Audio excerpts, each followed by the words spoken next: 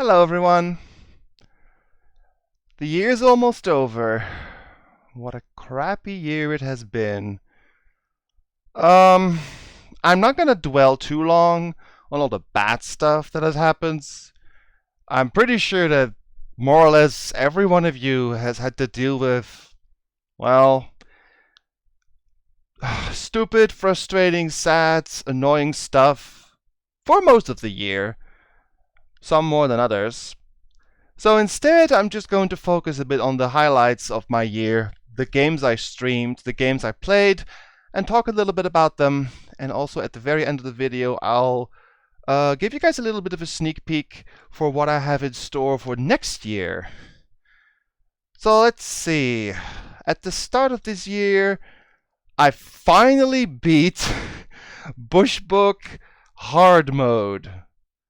You know, where you're up against Otto, who clearly cheats and knows where everything is and sends you away when you're trying to get a treasure and basically just completely hacks the game in order to win. Being able to finally get a win after so many years, thanks to Twitch chat and thanks to my own little spreadsheet that I made, felt good. That was definitely a highlight of this year. After that, I played Brainlord. Now, that was a extremely disappointing ending. The game itself was okay, the puzzles were okay, there was some weird dialogue in there. It was overall just an enjoyable RPG until the very end, where the game more or less throws you a curveball and I'm not going to spoil it, but in case you ever want to pick up this game, be prepared for a very dumb ending to an otherwise pretty good, solid RPG action game. After Brainlord, I played, or actually I revisited, One Must Fall 2097, which is still one of my favorite DOS games ever.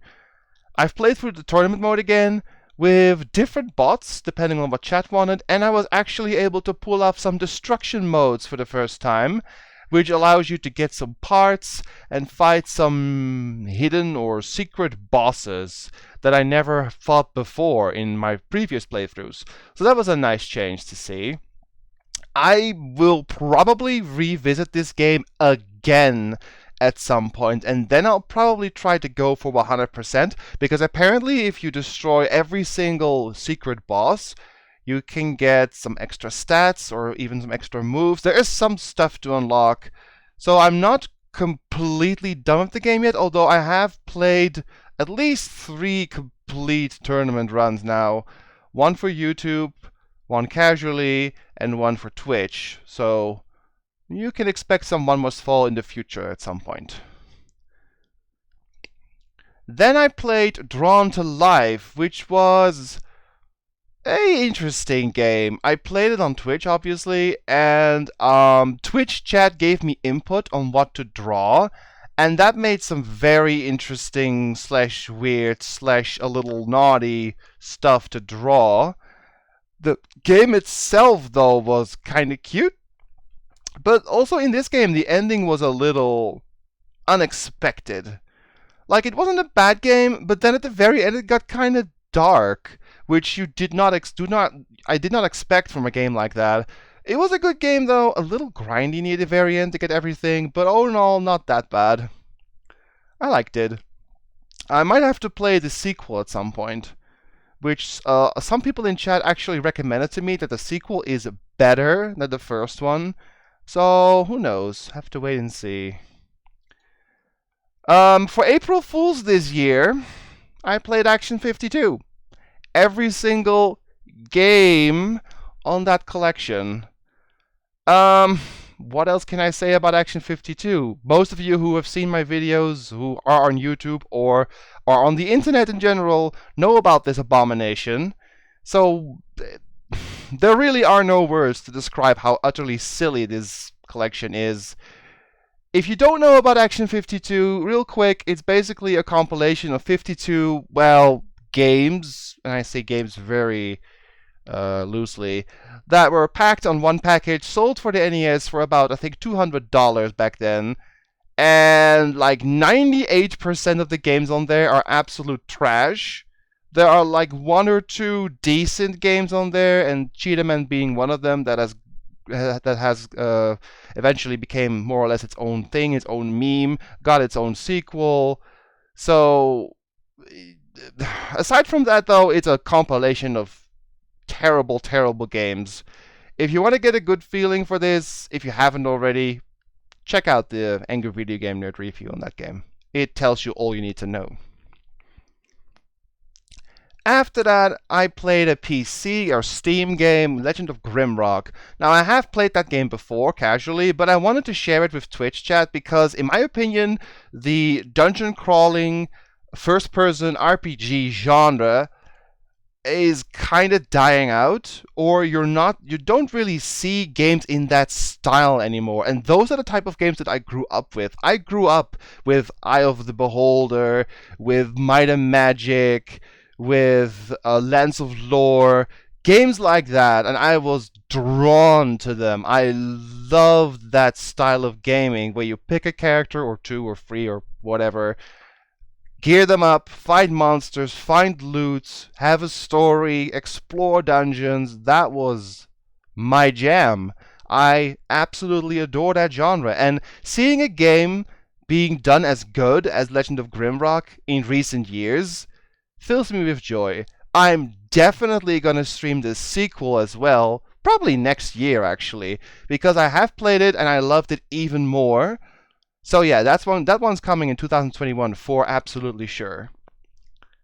After that, I tried something for Twitch chat, Dead Cells, which I picked up, I think about halfway through the year, sometime in June or something. And I wanted to see what the Twitch chat integration was about. It was okay in my opinion. I'm not sure if I'll go back to it. It's a good game. Honestly, I've poured tons of hours into it and I've beaten most of the bosses and I got a fair amount of percentage until they decided to update the game again and add new stuff. But I don't know. Maybe I'll come back to it. I thought the Twitch integration was okay, but in terms of Twitch integration, I think other games I have played do it a little bit better. Although it's not a bad game at all. Nope, it's a terrific game. But I don't know. Twitch chat was not that impressed with it. Who knows? Maybe I'll just try again and see if the opinion has changed. It's a good game though, it really is. But I only did like 2 videos on it or something, and then chat was like, no, let's move on to something else. So it did not leave a very good impression on them, which is unfortunate because I think it's a good game. It really is. It has some cool bosses, great gameplay, lots of replay value. So then I played more or less like 2 or 3 weeks after release date. I played Ori and the Will of the Wisps. Absolutely phenomenal game. I streamed the first one last year or the year before. Either way, I streamed that one, and that one was already a fantastic game. This one tops it. Like, I don't know how they did it, but Ori and the Will of the Wisps is even better than the first one, which is saying a lot, since I thought the first one was already a perfect 10. So, yeah, fantastic gameplay, fantastic atmosphere, music, story, character design. Everything is just amazing. Highly, highly recommend. Don't watch my playthrough until you played it yourself, because spoilers, obviously. You need to endure, or you need to experience this game on your own first before looking up any other videos. Then I played Castlevania Dawn of Sorrow. Now, I've played a few Castlevania games on the channel already. I think I played Circle of the Moon, I played Area of Sorrow, I played Portrait of Ruin, and now I played Dawn of Sorrow, which is... it's not the best DS game, in my opinion. I think Portrait of Ruin is still the best one of the 3. But it's definitely not a bad game. It's a little grindy, a lot of grindy actually, but that's fine. I enjoyed it. I played through the whole game, 100% of all the souls. I even played the Julius mode at the end as well, and completed that one. Yeah, terrific game. I liked it. In general, I love Metroidvania games, so this is definitely one of my favorites. Not the best, but I still like it. I come back to it now once in a while. I might play Order of Ecclesia sometime next year, since I tend to play one Castlevania game per year. So, who knows? Maybe around the second half of the year. We'll see. After that, oh boy, I have a lot to say about these. I played King's Quest 1, 2, 3, 4, 5, 6, and 7 back to back. Took me like 2.5 months, but my god, those games are amazing. This series in a whole is just fantastic. Yes, I know there's an 8. Haven't played it, don't own it, don't want to play it, but the ones I have played, 1 through 7, I love them all. It was amazing just to do the whole story from start to, well, not really finish, almost finish. With chats along the way. A lot of them haven't even seen any of the games yet, so for a lot of the people, it was completely new. Solving the puzzles, being there along with them with the story, the characters, the humor, the many, many, many deaths. It was a lot of fun. My personal favorite, I think it's either 2 or 6. It's kind of hard to decide, because the first one was, well, it was the first one. It's not bad, but it has a few flaws. It's not terrible, but I did not like it as much as the others. I thought the second game was absolutely incredible. Great story, great, well, plot, like why are you even there? Great motivation to keep going.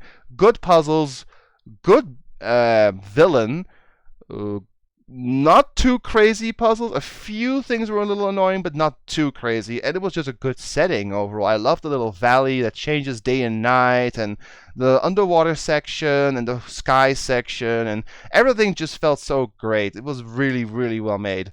The third one I liked. It had some different mechanics with the whole hiding and collecting materials for your potions and such. I like that, although having a time limit and being having to go back at certain times just to make sure that Manan wouldn't, well, kick your ass was a little annoying. But once we got past that point, it was a great game. I liked it. The fourth one, the keyboard interface was a little getting used to. It's not a bad game, not at all, but the interface is a little daunting at first, to be able to have to like type, talk to someone, type, take this, type, look at, stuff like that. But it wasn't too bad. There was still some mouse support in there, so it wasn't terrible. I liked it. It took me a while to figure out some of the puzzles though, but all in all, not a bad game. The fifth one I have kind of mixed opinions about, because on the one hand, it's a good game with a good story and has lots of puzzles and it has a lot of items and it has a lot of characters. On the other hand, there are many, many, many instances in that game where you can get soft-locked, aka where you do something or don't do something and then get stuck and have to restart the whole game again. Somehow I avoided all of them, even though chat kept saying that, wow, you dodged this one, wow, you dodged that one. So apparently I missed a ton of soft-locks in that one.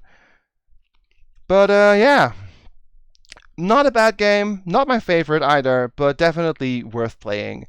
And then the sixth one, that is probably either tied with 2 or slightly above 2 for my favorite of the whole series. 6 is just incredible. It has a great story. It has wonderful characters, good voice acting, good gameplay, like lots of cool puzzles in different locales, and you can do stuff at some point you can like take your path more or less, but then you have to decide what to go for. There are different endings. It's really, really good. It is definitely one of my favorites. Now, you don't have to play any of the other games to find your way in this game, although I do recommend just at least playing 5, because 6 is a direct sequel to the events of 5.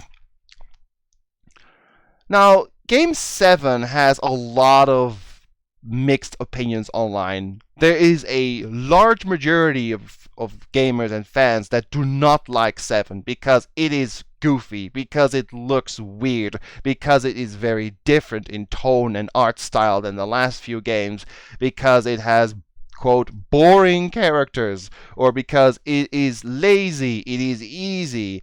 And while some of those critiques I can agree with, like, yes, it is a little easy, and yes, some of the characters are a little boring, I still think it has some charm to it. I grew up with 7. I may be a little biased, but I think 7 is a great game. It's not as good as any of the others in the series. I wouldn't put it on my top 3, but it's definitely better than some of the others in the series. I think it's better than 1. That's saying something. But it's a game that if you grew up with it, you have some good feelings about it. If you didn't and played it after playing 6, then yes, I can see that it's a big disappointment over 6. I didn't play 6 until much later. I started with, I think it was 5. I got 5 for DOS like ages ago, and then I hopped to 7 for some reason. And then years later, I played the whole series. And then recently, I played them all for Twitch. So I can definitely see if you come from 6, then 7 is a big disappointment. But if you didn't, then it's an okay game. I like the art style. I like the goofiness. I like some of the characters. I like the music. The puzzles are a bit too easy, although some of them are really cryptic, but most of them are really easy. You can speedrun the game in, I think, like 2 hours or maybe even less. It's without glitches. Like, it's a very short game if you know what you're doing. All the dialogue can be skipped, so it is a short game if you know what to do. Even shorter than some of the others in the entries, but in the series. But I like it. It's an okay game. Not my favorite, but I think I've said enough about King's Quest for a while. So, let's move on to the last 2 I played this year. Starting with my Halloween game, 13th Doll. I went in completely blind. I did not expect anything from this game. All I knew was that it is a fan-made sequel to Seventh Guest, and I've played Seventh Guest a lot of times. I streamed it, I think. I did, yes, for this channel. I did 2 playthroughs through it, actually, I think. One for YouTube and one for Twitch. But yeah, Seventh Guest is a phenomenal game, truly unique. I love the atmosphere, I love the setting, I love the story, I love the puzzles. And then came 13th Doll, and I heard it was a fan-made sequel, and I was like, that can either be pretty good or it can be kind of bad. And then I started playing it, and I was like, okay, nope, never mind, this is a great game. It has fantastic puzzles, it has a good story, it has a lot of homages to both 7th Guest and 11th Hour, the other game in this series. It has replay value. It has 2 different characters you play as with 2 different sets of puzzles. It has collectibles. It has different endings. All in all, I can say they did a fantastic job with a sequel to a pretty old game. I think 7th Guest is 1999 or 2000, or, it's like 20 years old, if not more. So, seeing them make a sequel to a game with support from the original actor of the main antagonist of the first game, which was a big plus. Like, it was amazing just seeing that game again. And I wonder if we're gonna see more in the franchise at some point. Because this just shows that if done right, a fan-made sequel can be amazing. And I'm going to keep my eye on the people who made this sequel and see if they have any other plans in the future. And the last game that I streamed this year, that I actually completed this year, is a game called Reventure, which was recommended to me by someone in the chat. And at the time I was like, this is a very quirky, interesting, silly-looking game where your goal is you're the hero, save the princess. That's it. And then I went in, and I died by tripping over a rock. And that got me an ending. And then I was like, And then I started playing more and more and more, and I kept dying to the stupidest things in the you can ever imagine. I died to falling on spikes. I died by jumping off a cliff. I died by getting attacked by chickens. I died by getting set on fire. Or that's not even saying, like, there are so many crazy deaths in that game, and every time you die, you unlock an ending, which the game says is amazing because you get a new feature, you get a new skin, or you get a new shortcut, or something happens in the game that influences you next time playing. And by the end, where you get all the 100 different endings, there's even post-game stuff. And the game just keeps on going and going and going until you have 125%, and then you're done. Which I did. It was a fantastic game, way better than I thought it would be. And honestly, it's not even that expensive. It is like $8 or $9 on Steam, and it took me like, well, 5 streams, it took me like 20 hours, maybe even more. I think like 22 hours or something to completely finish this game. Not a bad deal. If you're a fan of quirky, open world games with many different paths to take and many different consequences and a lot of like weird humor and also like fun nods to many other franchises like Zelda and Minecraft, and there's too many to name, like Half-Life. There's so much random crap in there. It's just silly, it's fun, it's lighthearted, it's a little naughty at times, but all in all, it's just fun. I really recommend it. It's great. I haven't uploaded the entire game yet, but I'm working on it. But it might just take a little bit into the new year to see it on YouTube fully. So now let's talk about a little bit what I have in store for the next year. There are a few revisits that are coming that are like games I have played on YouTube but have not streamed yet on Twitch. And these include games like Aethra Chronicles, Jazz Jackrabbit, there were 2 more. Oh yeah, I'm gonna do the Quest for Glory Thief path. I have streamed the Paladin path, but I wanted to go do the Thief one, and that way I have done almost all of the paths. And there are probably a few more I'm forgetting. Aside from that, like I said, I'm gonna go through Legend of Grimrock 2, and I wanna go through Castlevania Order of Ecclesia, and there are probably some other games that are on there. I probably want to go through the Lands of Lore series, because I have the first game, and I know where to get 2 and 3. So if I have those 2, I'll probably do the whole trilogy. So there's some good stuff coming out. And let me just end on a high note and say that thank you all so very much for watching, for commenting, for supporting, for coming to Twitch chat, and just for being there. And basically giving me a reason to stream, basically giving me a reason to keep making content. And knowing that you guys like this stuff makes me happy. So thank you for making me happy, and I hope it made you happy in return. Take care, everyone, and let's hope next year will be heaps better than this one. So stay strong, everyone, and I'll see you in 2021. Bye-bye.